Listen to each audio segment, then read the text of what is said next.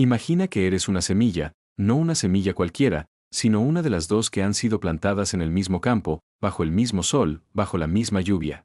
Pero una de ellas está destinada a la vida eterna y la otra al fuego. ¿Cómo saber cuál eres? ¿Cómo saber en qué nivel de esta cosecha final te encuentras? La respuesta no está en lo que ves con tus ojos, sino en lo que ha sido sembrado en tu corazón. Y lo que nadie te ha contado es que la siega ya comenzó. El campo y las dos semillas. En el Antiguo Testamento, Dios hizo un pacto con Israel.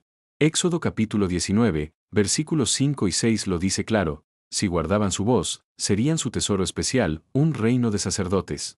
Pero la historia no fue tan sencilla. Moisés confirmó el pacto con sangre en Éxodo capítulo 24, versículo 8 dice: y sin embargo, mientras Moisés bajaba del monte, el pueblo ya había hecho un becerro de oro. Habían roto el pacto antes de que la tinta de la sangre se secara. Pero esto no fue todo. Salomón, el rey más sabio que existió, también rompió el pacto. Sus mujeres desviaron su corazón tras dioses ajenos. Y el profeta Oseas lo resume con una frase devastadora: mas ellos, cual Adán, traspasaron el pacto. La humanidad, desde el principio, ha sido infiel a la palabra de Dios.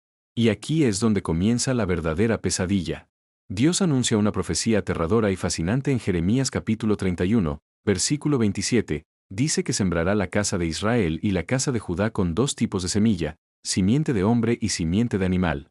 Dos semillas diferentes en el mismo campo. ¿Por qué? Porque el enemigo también sembraría. ¿Y cómo se cumple esto? En el Nuevo Testamento, Jesús explica la parábola del trigo y la cizaña. Mateo capítulo 13, versículos 24 y 30 describe a un hombre que siembra buena semilla en su campo, pero mientras todos duermen, el enemigo siembra cizaña entre el trigo. Y cuando crece la planta, ambos parecen idénticos. No se puede distinguir al trigo de la cizaña hasta que dan fruto, hasta la cosecha. ¿Y qué significa todo esto en clave figurativa? La semilla es la palabra de Dios. El campo es el corazón, la iglesia o el mundo de fe. El trigo son los hijos del reino. Las cizañas son los hijos del malo. Y el enemigo que sembró la cizaña es el diablo. La siega es el fin del siglo, y los segadores son los ángeles. Lo más curioso es que la cizaña no es un error, no es un accidente, es una siembra deliberada del enemigo para confundir y destruir. Y lo más perturbador es que ambos crecen juntos hasta el final. No se arranca la cizaña antes de tiempo porque se corre el riesgo de arrancar también el trigo. Eso significa que, durante siglos, la iglesia ha sido un campo mezclado donde los hijos de Dios y los hijos del diablo han compartido el mismo espacio, la misma doctrina, el mismo altar. La cosecha y el tiempo del fin. Pero llega el momento de la verdad. Apocalipsis capítulo 14, versículos 14 y 16 describe una escena apocalíptica, una nube blanca, y sobre ella alguien semejante al Hijo del Hombre con una hoz aguda. Un ángel clama: mete tu hoz y ciega, porque la hora de cegar ha llegado. Y la tierra es cegada. Esa siega es el juicio final, pero no es un evento que ocurrirá en el cielo distante, ocurre aquí, en el campo, en el mundo de fe. Y hay dos grupos que son cosechados. Las primicias. Apocalipsis capítulo 14, versículos 4 y 5 los describe como vírgenes que siguen al Cordero por donde quiera que va. No han mentido, son sin mancha. Son los 144,000 sellados que están con Jesús en el monte Sión.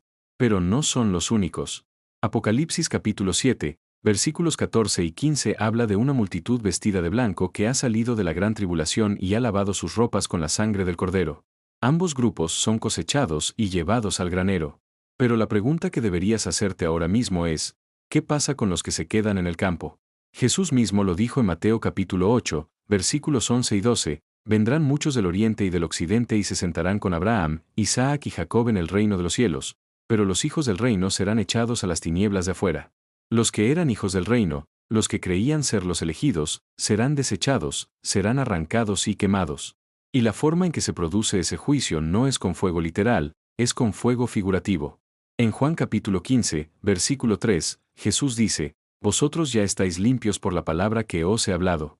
La palabra revelada es la que limpia y la que juzga, es la que separa al trigo de la cizaña, es la que quema la paja y guarda el grano.